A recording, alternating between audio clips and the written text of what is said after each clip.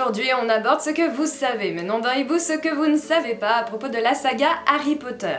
Peu de temps après la célébration des 20 ans du tout premier film de la saga Harry Potter à l'école des sorciers, des zones d'ombre restent encore en lévitation.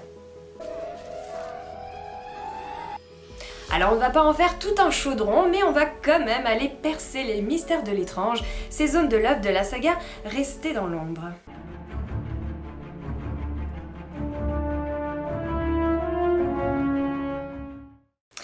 Alors tout d'abord, nous allons nous intéresser à des anecdotes de scène et j'en ai souligné quelques croustillantes. Souvenez-vous, dans Harry Potter à l'école des sorciers, lorsque Drago Malfoy se présente pour la toute première fois à Harry Potter à leur arrivée au château de Poudlard. And I'm Malfoy.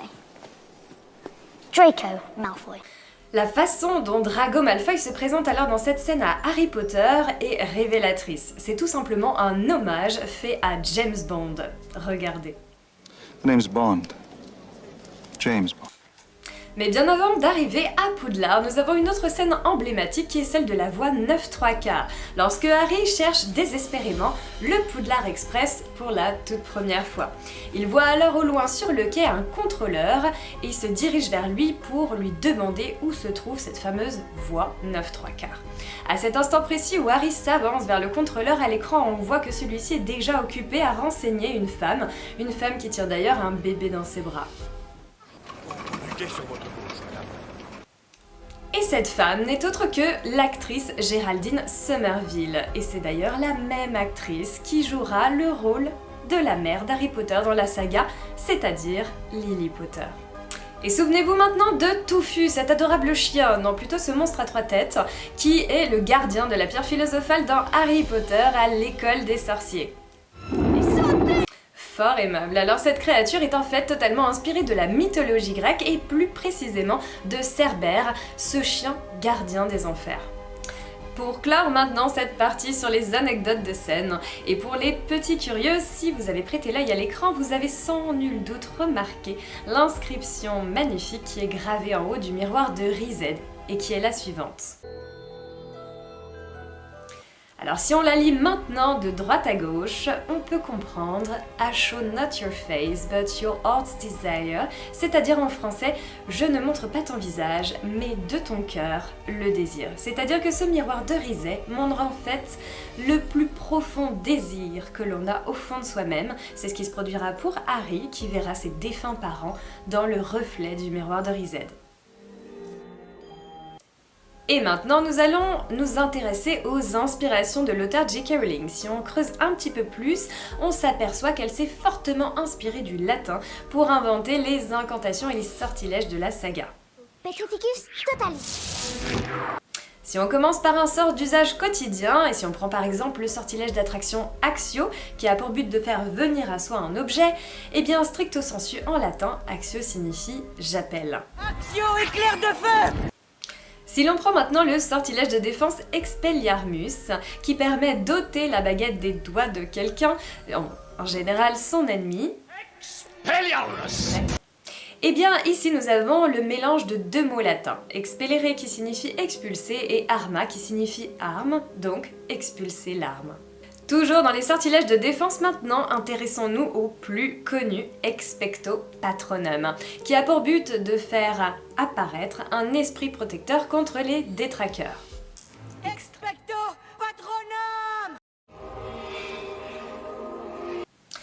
Alors ce mot Expecto Patronum est en fait un assemblage de deux mots latins, expecto pour j'attends et patronus qui signifie protecteur, donc littéralement j'attends mon protecteur.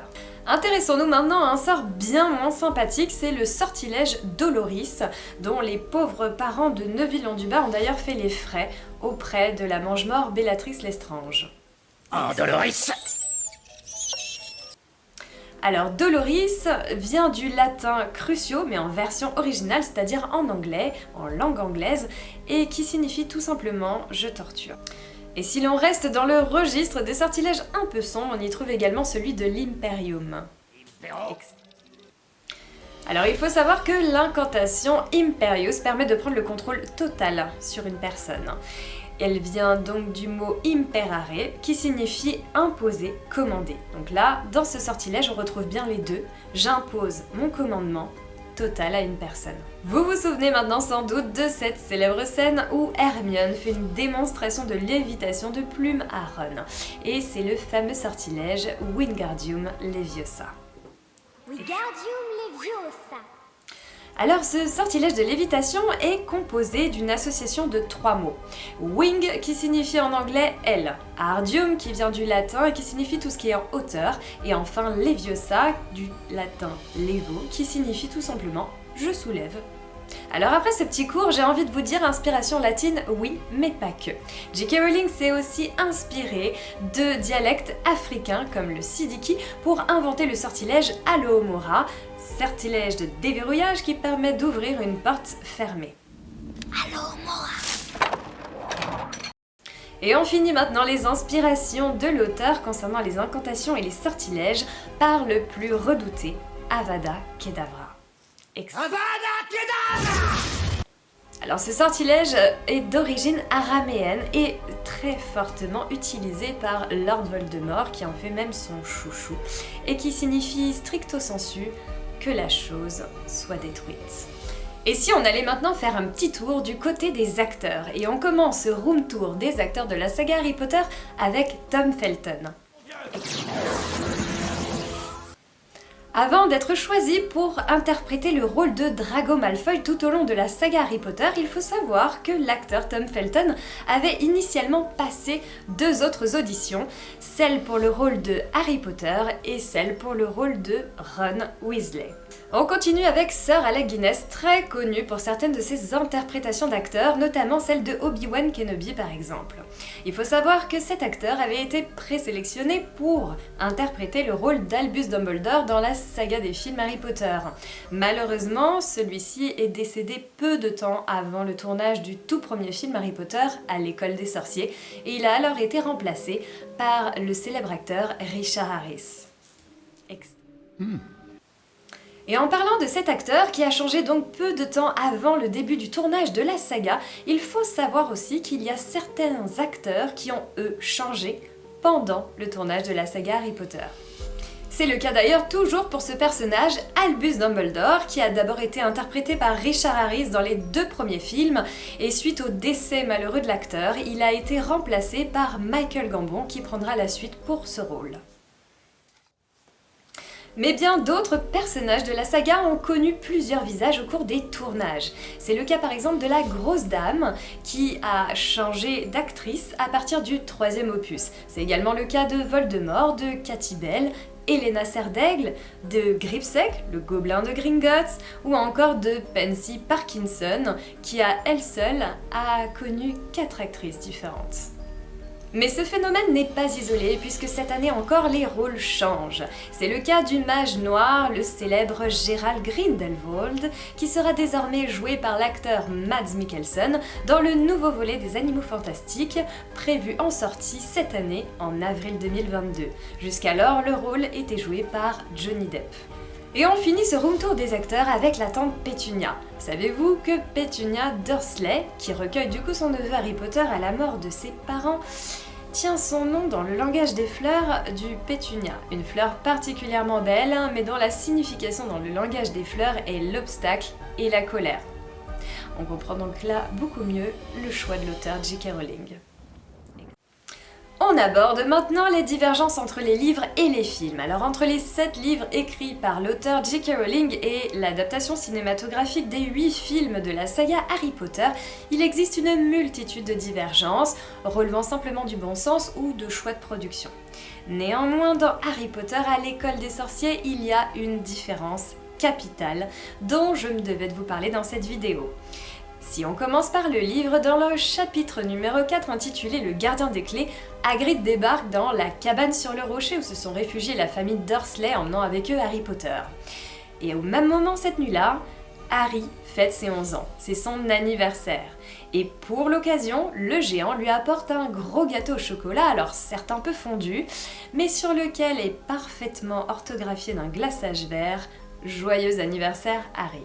Donc d'après l'auteur dans le livre, Hagrid sait parfaitement écrire.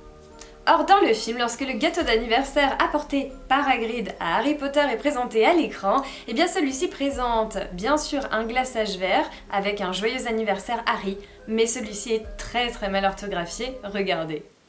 Extra.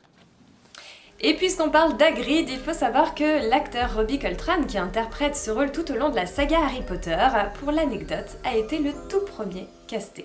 On entre maintenant dans les confidences, et j'en ai relevé quelques-unes que j'ai particulièrement aimées. Et commençons avec la confidence d'un des membres du Golden Trio, Emma Watson. Emma Watson est l'actrice qui interprète Hermione Granger dans la saga Harry Potter, et elle a confié qu'elle avait détesté l'apparence de ses cheveux dans Harry Potter à l'école des sorciers, donc l'opus numéro 1. C'est pourquoi dans les films suivants, sa chevelure touffue sera un petit peu mieux coiffée et elle aura une chevelure plus ondulée. Et dans les confidences du Golden Trio, on retrouve maintenant celle d'Harry Potter, interprétée par l'acteur Daniel Radcliffe. Alors si on compte même pas le nombre incalculable de baguettes que l'acteur a utilisées durant le tournage des 8 films, il faut savoir qu'il a utilisé 160 paires de lunettes également. Oculus Reparo. Columbus afin de coller parfaitement à la description de l'auteur J.K. Rowling dans son film Harry Potter à l'école des sorciers, il faut savoir que le festin organisé dans la grande salle est un vrai. Effectivement, tout ce que vous verrez à l'écran n'est autre que de la vraie nourriture. Et il en va de même pour les bougies qui flottent au plafond dans la grande salle. Il faut savoir que c'était des vraies flammes. Alors bien sûr, pour des raisons de sécurité évidentes, elles ont ensuite été remplacées par des flammes CGI, c'est-à-dire de l'imagerie générée par ordinateur pour les films suivants. C'est déjà la fin de cette vidéo et si vous l'avez aimée, n'hésitez pas à mettre un pouce bleu et à vous abonner à la chaîne. Vous pouvez également me retrouver tous les jours sur mon compte Instagram funko.pop.